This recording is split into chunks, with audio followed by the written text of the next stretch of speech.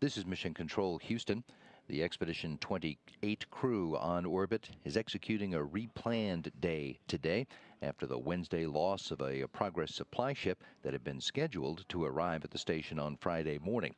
There are still plenty of supplies on board to maintain the crew for several months to come, and a Russian commission is investigating the cause of the loss of the Progress vehicle, while station specialists are assessing the impacts to the upcoming flights of more supplies, as well as the crew rotation schedules. After the morning exercise sessions today, Station Commander Andrei Barasenko joined Flight Engineer Sergei Volkov to do an inventory in the Zarya module.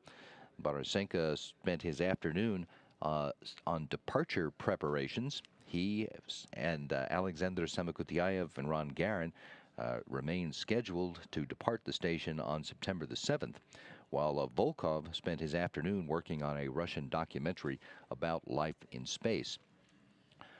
Flight engineer Mike Fossum spent his morning doing work on the VO2 Max experiment. He conducted exercise while his body was instrumented in order to measure the efficiency of the oxygen uptake in his body. While in the afternoon, he spent working with flight engineer Satoshi Furukawa doing maintenance to the waste hygiene compartment's pre-treat tank.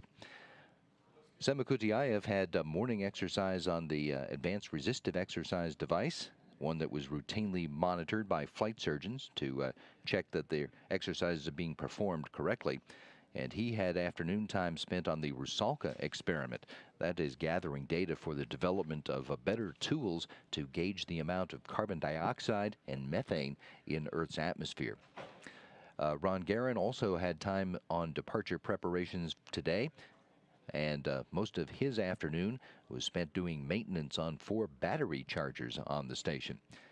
The crew members have the weekend coming up. That will be mostly off-duty time and some house cleaning, as well as an opportunity to have conferences with their family members.